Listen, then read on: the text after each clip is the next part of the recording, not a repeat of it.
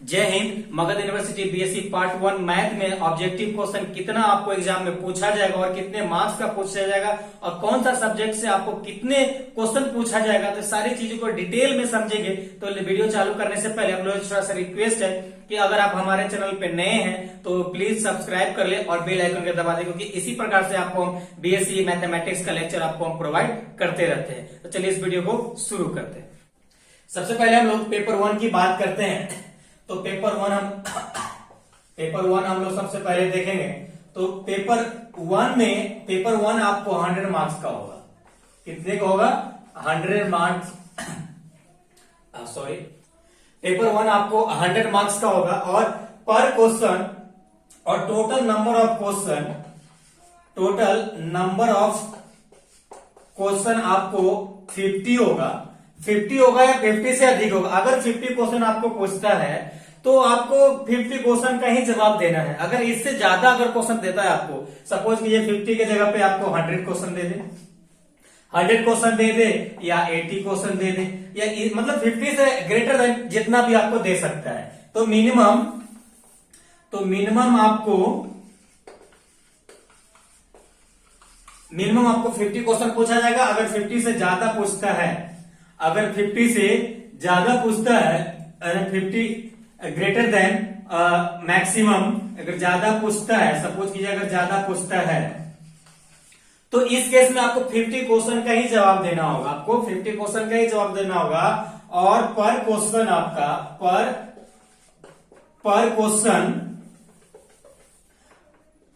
Question आपका 2 marks का होगा। कितने का होगा? पर क्वेश्चन आपका 2 मार्क्स का होगा।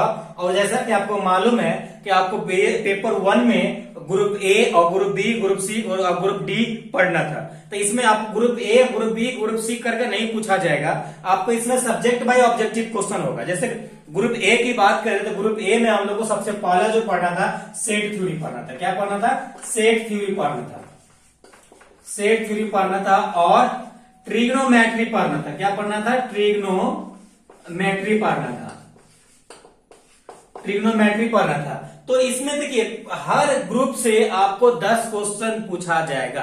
किसी एक ऐसा ग्रुप सब्जेक्ट होगा, किसी ऐसे सेट थ्योरी और ट्रिग्नोमेट्री को मिलाकर, जैसे ये ग्रुप ए में आता है। किसमें आता है? एक ये आपका ग्रुप ए में आता है। एक ग्रुप ए में आता है। तो ये दोनों से आपको 10 क्वेश्चन पूछा जाएगा, ऑब्जेक्टिव क्वेश्चन, जो 2 मार्क्स का होगा। ओके। और अब हम लोग ग्रुप बी की बात करें तो ग्रुप बी में आपको मैट्रिक्स पढ़ना था।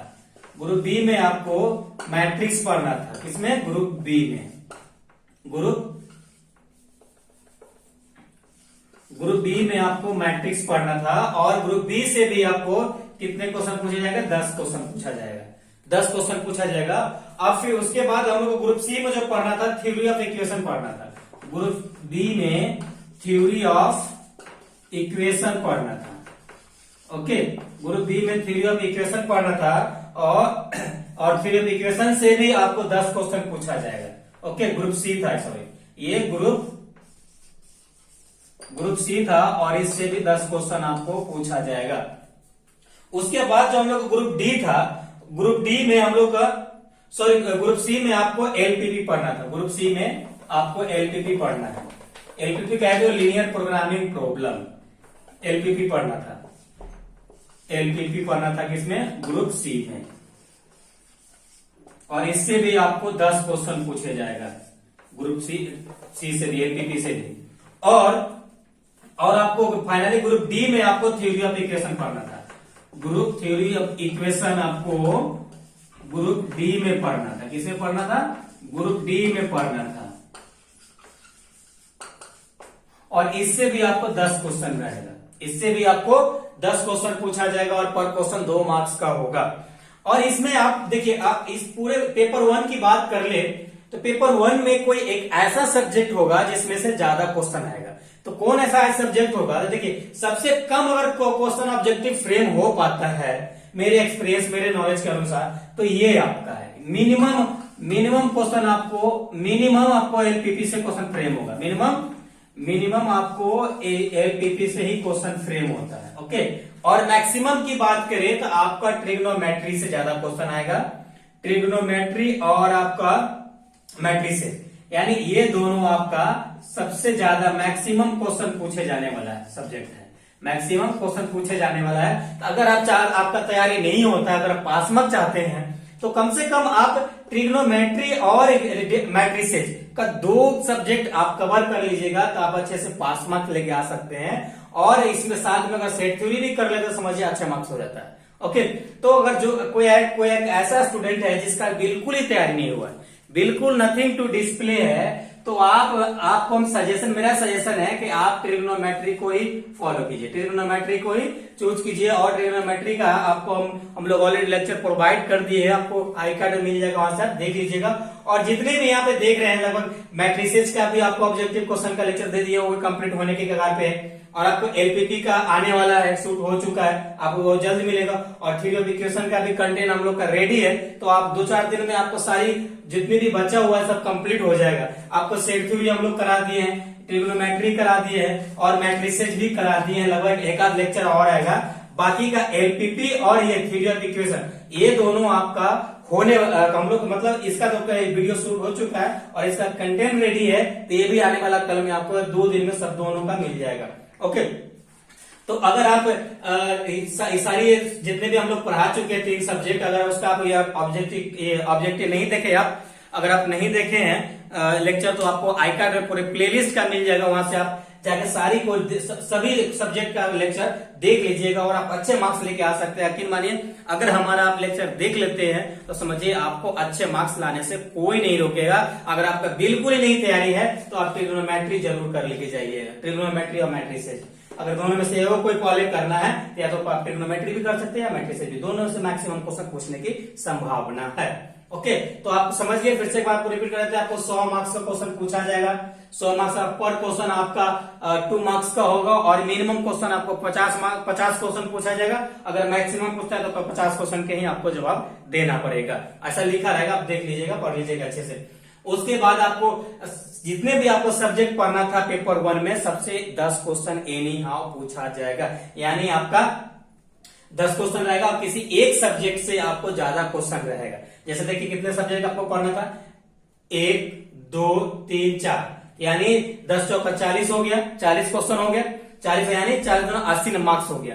और बाकी का जो 20 मार्क्स होगा, 10 क्वेश्चन जो फ्रेम होगा, ये दोनों में से किसी एक से फ्रेम कर दिया जाएगा आपको, बिल्कुल। तो अगर आप अच्छे से कर लेते हैं, हमारा लेक्चर देख लेते हैं, समझिए आप अच्छे मार्क्स लेके आ सकते हैं। चलिए हम लोग पेपर 2 देखते हैं, इसको आप नोट डाउन करना चाहते हैं, नोट डाउन कीजिए। चलिए अब हम लोग पेपर 2 देखते हैं। कौन सा? क्या? पेपर 2 देखते हैं। तो हम लोग पेपर 1 अच्छे से समझ गए होंगे, आई होप आप समझ लिए होंगे। देखिए पेपर 2 भी आपको 100 मार्क्स का पूछा जाएगा। कितने का? 100 मार्क्स का पूछा जाएगा। आप पेपर 1 हो, पेपर 2 हो, 100 मार्क्स तो आपको पूछा ही जाएगा, क्योंकि मैथ है तो मैथ में आपको प्रैक्टिकल होता नहीं है, तो 100 मार्क्स का ही पूछा जाएगा। और टोटल क्वेश्चन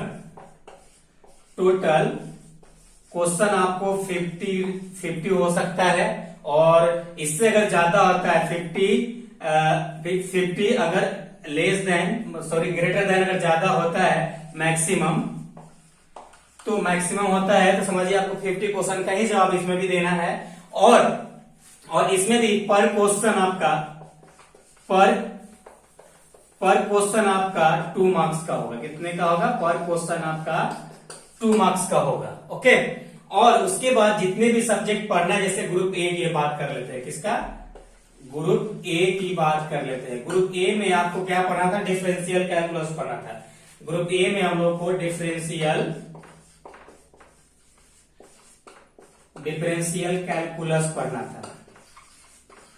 ओके, और इससे आपका 10 क्वेश्चन रहेगा। इधर आपको सीरीज बता रहे हैं, लेकिन डिफरेंशियल कैलकुलस से ज्यादा क्वेश्चन रहने की भी संभावना है। और डिफरेंशियल कैलकुलस का भी लेक्चर आपको बहुत जल्द मिल जाएगा, वो शूट हो चुका है। चलिए अब ग्रुप बी की हम लोग बात करते हैं।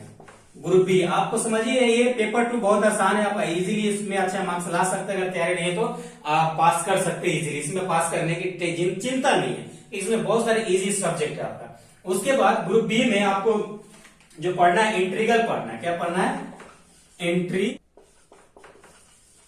इंट्रीगल कैलकुलस पढ़ना है।